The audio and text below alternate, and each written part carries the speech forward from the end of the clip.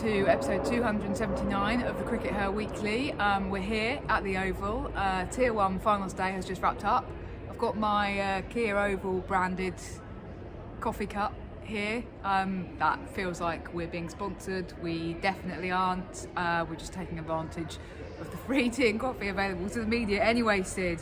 Let's start with Tier 2 finals day, which took place at Northampton yesterday. We weren't there, but I spoke to someone who was. I'm joined by Polly Starkie of the Naughty Child podcast, and obviously a journalist. Polly, you were at Tier 2 finals day in Northampton yesterday. What was it like being there covering it from a media perspective? Yeah, pretty awful, to be honest, is the way I'll put it. I ended up writing quite a ranty piece, and I think I tried to be quite fair with it, but the experience overall was pretty poor, and I think that was from our perspective as media, but also a lot of fans felt the same way. There are a number of issues. I think the big one is, and the reason I bring this up is because this is what happened at the Charlotte Edwards Cup final in 2024, that there was one catering van and it was literally selling coffee and cakes, which for 12 hours in the ground does not sustain you and is not okay. There were a lot of issues with turning up to the ground. There was kind of no one in charge. We don't know who to go to, and when there were problems, you know, we were sat outside, we didn't have extension cables, and when we did, everyone was kind of plugged into this one. It was a bit hazardous. There were just really basic facilities that weren't all right, and it felt a little bit insulting. I think often, particularly in women's cricket, we are expected to be so grateful for every tiny thing, and it gets a bit boring after a while when you realise you're constantly mistreated, but also the idea, and I said it gets quite depressing if you think about it too much, but would this ever happen in the men's game? And it's no. And immediately people would complain and it would be sorted within an instant, and it just felt quite frustrating. We didn't see representation from the ECB, and we didn't know who to go to, and overall it was just a very poor experience. And I think, you know, when you're putting on a finals day, I don't know whether it's on Northants to organise that or the ECB, but if you've been given the opportunity to host finals day, you have to treat it seriously. Yeah, absolutely. And from what you're saying, it feels like, you know, we're in this new era of, I know Tier 2 is semi-professional, but it's meant to be a leap forward from where we were with regional cricket. But actually it didn't really feel like anything had improved from the complaints that were circulating after the Lottie Cup finals day last year.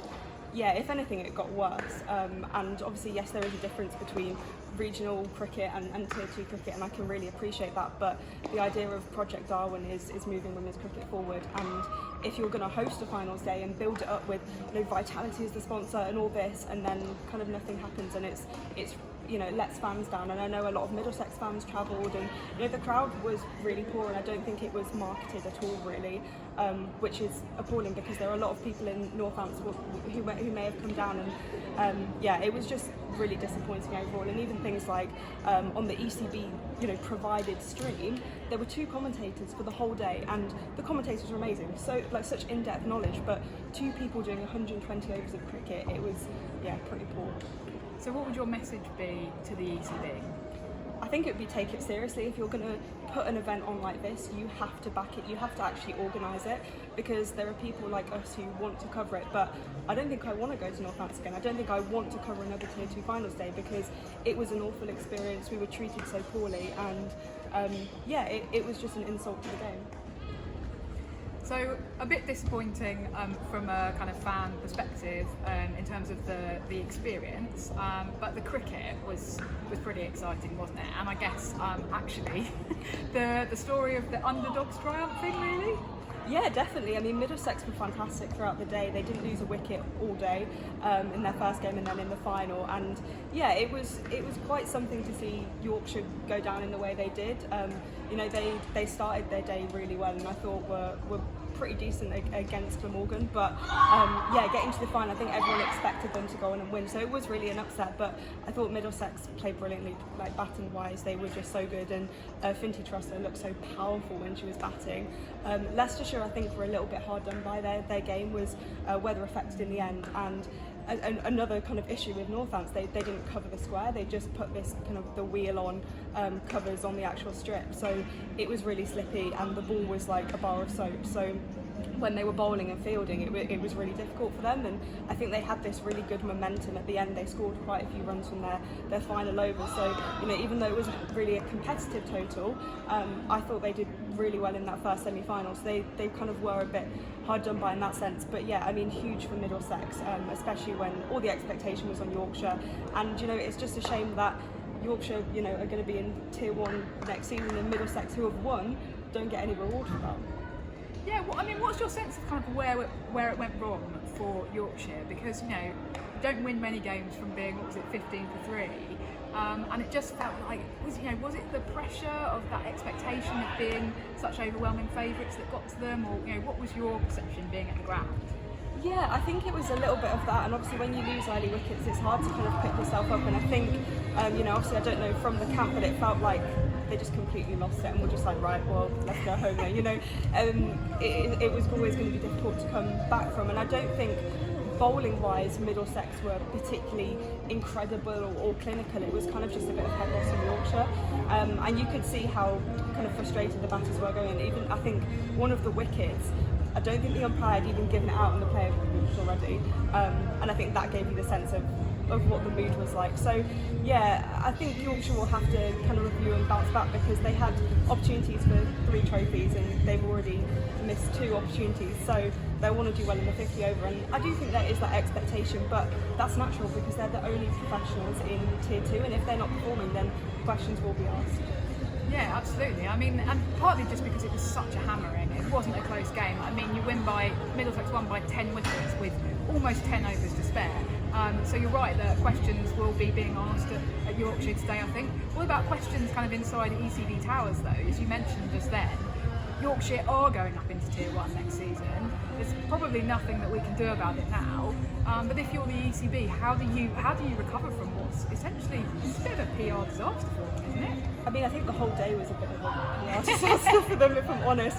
It doesn't reflect well, and yeah, I think the thing with Yorkshire is the whole situation happened, and it is what it is. There's nothing we can do, but I think for them, what they needed to do is, the talking goes on the pitch, and I think you put it really well. Something like they kind of broke the rules off the pitch, but they were bound by the rules on the pitch, and that's ultimately what the situation was. And yeah, it's not a good look at all.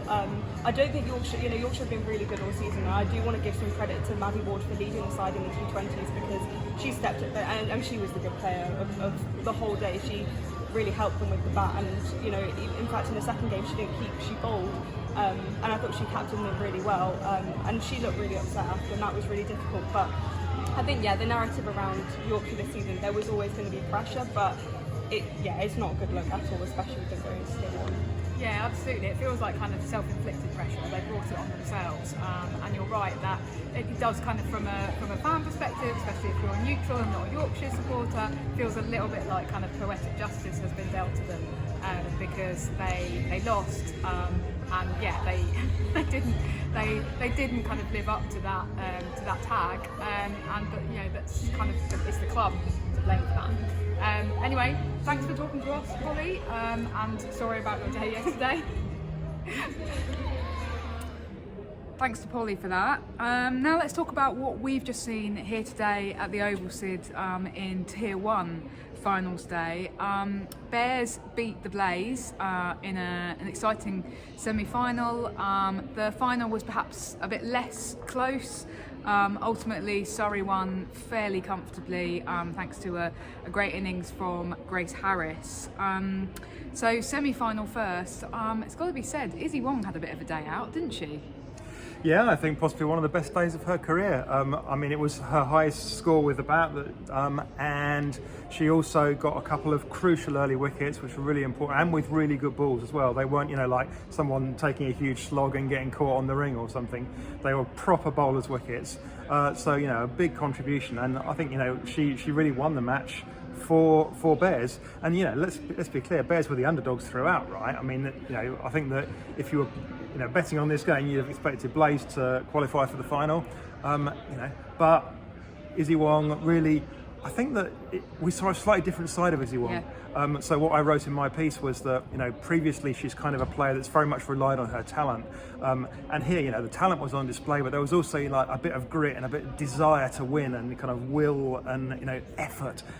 She was also really making an effort in the field. She was like, really chasing as hard as she could to get those balls and things, and those things make a difference at the top level. So fantastic day for her, and she did pretty well in the second game as well. But in the second game, it just wasn't enough. That Surrey's firepower, whichever batter you get rid of, there's another one coming to the crease to replace her. Yeah, I just wanted to say on the Issy Wong thing that we've just been speaking to her in the press conference after the final, and what was really interesting was actually her reflecting, and it feels like we're kind of maybe seeing a new Issy Wong emerging. She's come out the other side of the problems that she's had over the last couple of years, and she actually openly acknowledged today. She said, "I've lost a yard of pace." Now, when's the last time you heard a fast bowler admit to having lost a yard of pace? But she's reclaiming this space for herself as, no, I'm not going to be the one that surpasses 80 miles an hour. She talks a lot about Lauren Filer, who appears to be known as Phil, which is something I had not picked up on, as being the one to now hit that 80 mph mark and kind of surpass it, not Issy Wong. But she's saying it doesn't matter because I'm better now, I'm more accurate. And that's kind of what we were saying when she was going through that blip a couple of years ago, that actually focusing on pace at the obsession of anything else is not healthy, and I think it's really great that now kind of that she can see that and that she feels comfortable actually talking about that publicly. So I was just kind of quite pleased for her on a personal level that it feels like today at finals day, okay, she didn't come out the right side in the end in the final, but to get to the final she got into the final, and she's kind of done that by becoming a slightly different Issy Wong, maybe slightly maturer Issy Wong. But Sid, I think you're right. Ultimately, like Surrey's batting depth, Surrey's ridiculous batting depth just told, didn't it, in the final? Yeah, I mean, we've seen Alexa Stonehouse, win games for Surrey and for the South East Stars with the bat, yet she was in at 10. It's almost an Australia-like depth of batting. So ultimately that strength was just too much. I mean, it's a steamroller, isn't it? And that's, unfortunately for Bears, that's what happened to them today. But I think a lot of positives for Bears, I mean, the cliche, take the positives, but there are a lot of positives for Bears to come out of this competition. We didn't give them a chance going into this season, and they've really proved the ability to do that, and they've done it a lot with their homegrown own players as well. Laura Harris has come to the party a couple of times, but Laura Harris wasn't the top scorer in any of the games today. She didn't have the same impact that she sometimes has, and it was all the other players that stood up, players like Issy Wong, and through the tournament we've seen Millie Taylor stand up, and we've seen Nat Wraith stand up. So we've seen Nat Wraith stand up to the stumps. Do you like it? It's like I'm inheriting some of Sid's stupid humour. Anyway, carry on. Yeah, so I think that Bears can look back on this competition and go, we've really achieved something here, and they've had a fantastic time, and I hope that they can feel positively about it, even though obviously they'll go home disappointed they didn't win that trophy.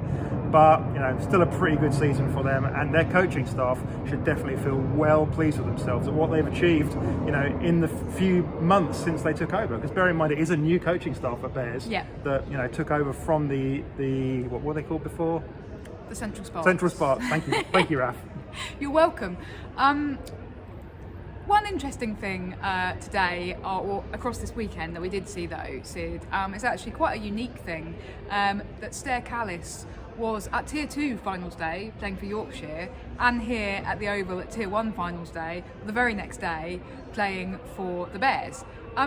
It's an interesting one, and there's been quite a lot of chat about it. Do you think that the guidelines on player movement between tiers maybe need to be tightened up? I think, I tweeted today basically that the idea behind these guidelines and actually having people be able to move between tiers was, in my understanding, is that it was more about designed for Tier 1 players who would otherwise be on the fringes of their team and be effectively professional cricketers with no cricket to play, potentially, being able to then be farmed out to Tier 2 and to take up some playing opportunities. But actually the Stair Callis thing has, I think, raised a few eyebrows perhaps. Yeah, I mean, we talked on the CRICKETher Weekly a few weeks ago about the loan system and how we were a bit concerned that the loan system was, people were kind of pushing it to its extremes. And I think that came home to roost this weekend. And they really do need to do something about this next year. I've nothing against Starkie Ecclestone. She's just playing by the rules, Absolutely. and this is absolutely not a dig at her. But she should absolutely not have been allowed to play in both finals days for different teams. That's not what the system was designed to support. Equally speaking, Lauren Winfield-Hill really shouldn't have been allowed to play for Yorkshire in the final yesterday, and her playing for Yorkshire, it was within the rules again, because you only had to play one game for the team in the group stages. But what this is going to encourage next year is somebody is going to potentially try and get loads of different loan players, and you could have an entire team of ringers playing on finals day having done that, because you go, well, I had this person on loan, this person on loan, this person on loan, all for one game, and they can all play them on finals day.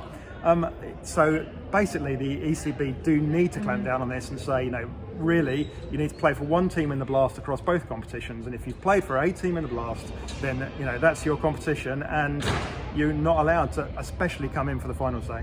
Yeah, no, I think that's right. I think that the problem is it's open to being gamed, and when something's open to being gamed, then you need to review that and change it. And I'd be surprised if the ECB aren't already across that and thinking about that. It does. Starkie Ecclestone's efforts, though, to kind of get here, she actually said that she'd taken an Uber from Northampton to London late last night in order to get here to play today. It does rather contrast with the fact that we didn't see Nat Silverbrunt or Amy Jones playing at finals day. Now there's been some rather contradictory information flying around about this today. We had Kirsty Gordon saying in the post-semi-final press conference that it was those two players' choice not to play, and I have to say Kirsty sounded none too happy about that decision. Just wonder whether she sat there going, I would desperately love to play for England again, and yet we've got a couple of players who are so confident in their England place that they don't feel that they need to show up for what's meant to be a kind of a landmark occasion for the new women's domestic structure. Anyway, I don't want to put words in Kirsty Gordon's mouth, but she was very clear that it was the players' decision, not the ECB's decision. Then 10 minutes after that, we get an ECB statement that says they were both rested to manage their schedules and workload. Well, those two things just don't quite line up, and it's another one of those like little comms niggles that seems to be happening a bit, and we'll talk a little bit more about that perhaps later in the episode. But just think that people need to be clear on what the reason was for people missing, as I say, what's meant to be a kind of really exciting, high-profile occasion for women's cricket. On that note, Sid, we had nearly 6,000 people in the ground today. Feels like a success, would you say, in the first season of women's professional county cricket? Yeah, I think it was. I mean, it was, at the end of the day, it was clashing with the Women's Euros, which is obviously a huge sporting event. Football is a much bigger sport in this country than cricket, and women's football has definitely well overtaken women's cricket now in terms of popularity. I noted that by far the biggest cheer of the day went up about an hour after the cricket play finished, when all the fans that are underneath us, or were underneath us, watching on the big screens underneath the stands, saw the final penalty, which meant that England won the Women's Euros. And so, it did kind of feel, I felt a little bit sad about that, because I was like, it really drove home that cricket is very much not, the top dog, even in the summer of our, on one of our big showpiece days. But I guess that's something that we're going to have to live with, right? You're right. This restructure was never going to address that. No, of course right? not. It was just an unfortunate scheduling clash.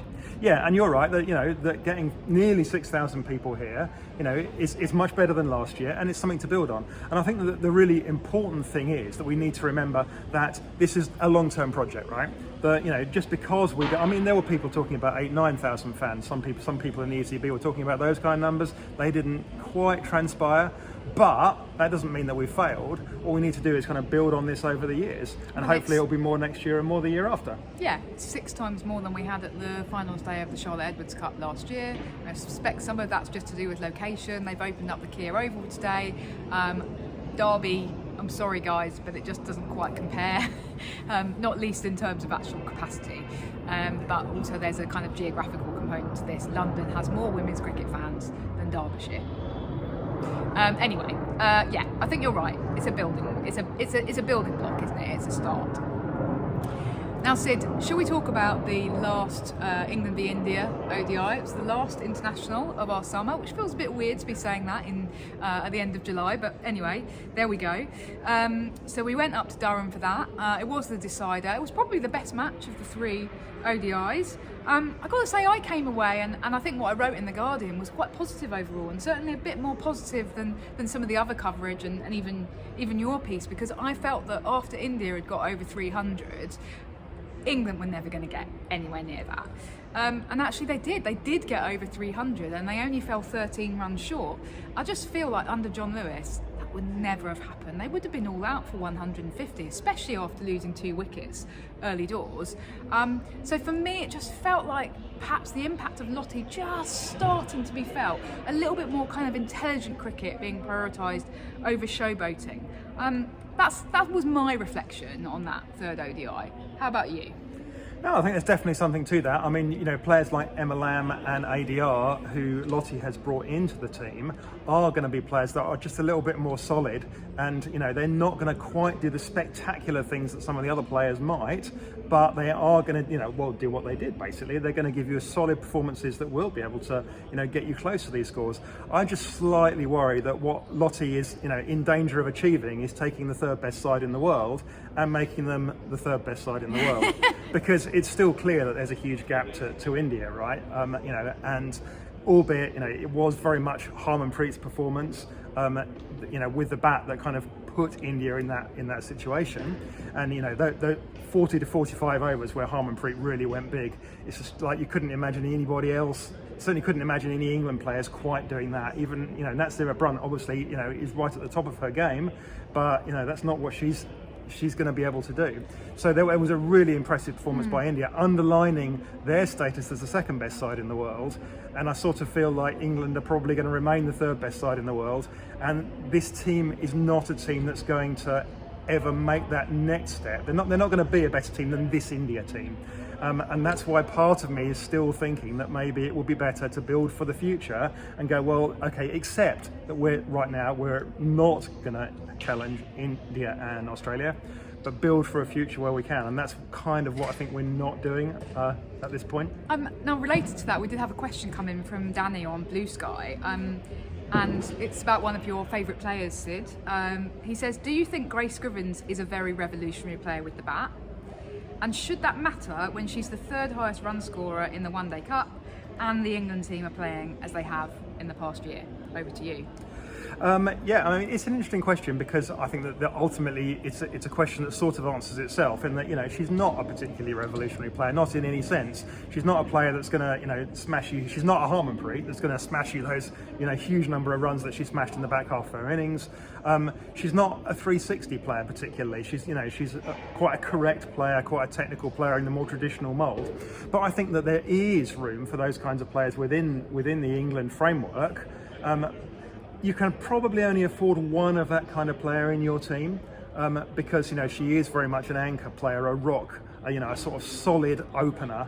But I think that space exists, and I think that if you were to bring her into the England team, then that gives her, you know, a stepping stone on which to move forward and to build, to become a better player. Because don't forget the players that we've got now, you know, doing that. You know, Tammy Beaumont wasn't always, you know, the Tammy Beaumont that we see out there, right? Tammy Beaumont had several years of career where she was really struggling, and you know, people repeatedly, including me, said that she should be dropped. So. Okay, interesting. Well, we await to see what happens with Grace Scrivens. I did also want to mention something else that happened on the day of that 3rd ODI, which did not happen during play. It actually happened before play. And if you're watching, then you may well have seen this, or at least read about it, which is that Sophie Ecclestone did an interview with Charles Dagnall on Sky.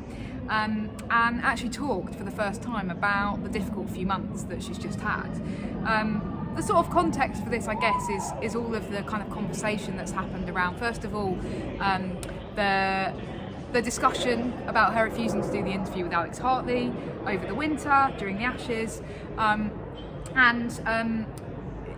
she then obviously wasn't selected during the West Indies series, and there was a bit of a conversation and a bit of a back and forth about whether that was to do with injury or not. So she said a couple of really interesting things during this interview. First of all, I just think it was actually really good journalism from Daggers to really press the point, because she was clearly trying to sidestep the question about what she'd learned from the winter and what exactly had happened, but he actually got her to talk about it publicly for the first time. Unfortunately, what she actually said didn't accord with the fact that, for example, Claire Connor of ECB had ticked her off. So she's trying to portray it now as that the Alex Hartley thing was to do with her, Sophie Ecclestone, actually just wanting to focus on the warm-up. Now that just doesn't accord with our understanding of the situation and the way in which the ECB subsequently handled it. Just feel like she's maybe been a bit poorly advised there. It just feels like, why doesn't she just, if she's going to talk about it, then be honest. And I think she does need to talk about it, because I think the ECB have tried to sweep it under the carpet and go, well, we've moved on. But people haven't moved on. Whenever there's a conversation about Sophie Ecclestone and her commitment, this is going to get raised, and we need there to be an explanation. The public need there to be an explanation. I just want her to, why doesn't she just say, if I was advising her, what I would say is, say to people, like, I was uncomfortable being interviewed by somebody who I felt was making negative comments about my weight. Instant sympathy from thousands of women across the country. Okay, so that's the way to go, not to try and dress it up as, oh, I just wanted to focus on my warm-up. Just doesn't stack up, because it was too long before play. And anyway, so that's kind of how I feel.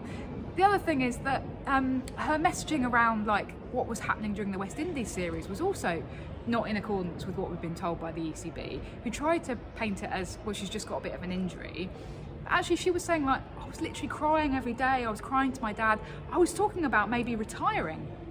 And then asked Lottie about it in the press conference, who said, oh, I wasn't aware of that. The ECB don't seem to have been aware of it. They certainly didn't communicate it to anyone. So either they were aware of it and they didn't effectively kind of communicate it or communicate any messaging around what was actually happening with Ecclestone, or they were aware of it, or they weren't aware of it. And then that feels a little bit, I'm a little bit uncomfortable about that, because I feel like she's one of your best players, she's contracted to the ECB, and they need to be understanding a kind of the welfare around that. So just feel like overall, like some of the comms and the messaging around that interview, it's been a bit skewed. Anything to add, Sid? Not really. I think you've said it all. I think the ECB do definitely have comms issues, and they could well do with sorting them out, because there are a lot of people asking these questions. It really isn't just us. And Sophie Ecclestone herself said that the thing that really hurt her as a result of the incident in Australia was actually not what the media said. What really hurt her was waking up to thousands and thousands of social media messages and mentions, not necessarily messages directly at her, but social media mentions, which were negative. Yeah. And that's something that she just hadn't had to deal with before. And again, you ask questions of the ECB, like, why is Sophie Ecclestone got access to social media where she's seeing those kinds of mentions? I would have thought the first thing these players would be told is, like, turn off all that stuff. Don't read it, because you don't want to have to deal with those negatives. But also when there's a crisis, bring somebody in to help deal with it. The ECB have resources, the ECB have staff. Okay, you do not let a player then kind of endure that and endure this storm, this media storm around this particular incident that then emerged. They just didn't, and they didn't then handle it properly. They needed to get across the counter messaging ASAP, not hope that we'd all forget about it, and then, like, however many months later, just have Ecclestone drop in a random explanation into a random Sky interview. I feel like the kind of scrutiny and the media interest and attention and the public scrutiny and interest and attention around the England women's cricket team, it suddenly has vastly increased, and the ECB haven't caught up with that increase. They're still back a year or 2 years ago when, yeah, we got some nice coverage when we won, and then when we lost, we just got a bit less coverage. But we've moved beyond that, and we've actually moved into a realm now where the press coverage is so much more equal to what the men are getting. Well, then they need people to handle that and be across that, and they need to manage crises, because there will keep being crises, because this interest is not going anywhere. And that's good. We should celebrate that, but it also means you need to put resources into it and handle it. Absolutely. Okay, finally this week, Sid, I just wanted to briefly, I mean, we've talked for a long time already today, but I just wanted to really briefly mention that we do now have an international schedule for next summer, which is really exciting, obviously, and the particularly big thing is the World Cup. We knew this, the T20 World Cup at home. I think we even already had the dates for that, but now we can see the fixtures around that. And what we have learned is about this women's test match at Lord's that's been kind of much vaunted ever since the ICEC Commission reported and said it was outrageous that England women had never played a test at Lord's. So we were promised a test at Lord's, okay? What we have now got is a follow-through on that promise that I personally think is way less than perfect, okay? Instead of the England v India playing a test this summer, when there wasn't a showpiece centre for the international summer, they're playing it next summer, like less than a week after the World Cup final, which we obviously all hope that England will be in. Okay, so there's going to be all of this central focus on the World Cup, and then the first test match at Lord's is coming right afterwards. So everyone who really loves women's cricket is potentially going to have burned out their money and maybe their bandwidth on the World Cup. So the scheduling's mad for that. The other thing that's irritated me a little bit about it is that it's 4 days instead of 5 days. Now, of course, lots of people, when I said this, said, oh, well, it's better to have a 4-day test at Lord's than a 5-day test. Of course it is, but I just feel a little bit frustrated. I feel like the MCC promised us this thing as a kind of like a way to get the ICEC conversation off their back, and now they haven't properly followed through on it, and it's just irritating. I have to admit that I've also become slightly irritated with something Cricket Australia did, which is that after the ECB scheduled the last Women's Ashes test in England to be 5 days at Trent Bridge, Cricket Australia didn't then follow up and say, well, we're going to have a 5-day women's test as well. Instead, they prioritised having it at the MCG, which presumably is more expensive to open for 4 days than Trent Bridge is to open for 5. But it just feels like Cricket Australia then have dropped the ball and gone, well, it's okay now, like having a one-off 5-day women's test is just a one-off. If they start doing it reciprocally, then it becomes normalised, and then you end up going, okay, well, I'm sorry MCC, but women's tests are 5 days, so suck it up, guys. Don't care if it does interfere with the men's schedule. That hasn't happened, and I feel like maybe Cricket Australia are partly responsible, and I am now a bit concerned that that 5-day Ashes test that we saw in 2023 just now remains a one-off. Well, let's see if England even make it. I mean, we do have to confess that, of course, England didn't even make it to the 4th day on the Ashes test on this occasion. Yes, but let's see how it goes with India and England next year. Right, thanks for tuning in, everybody. Hope you enjoyed Finals Day as much as we did, and we'll see you next week. Bye! Bye!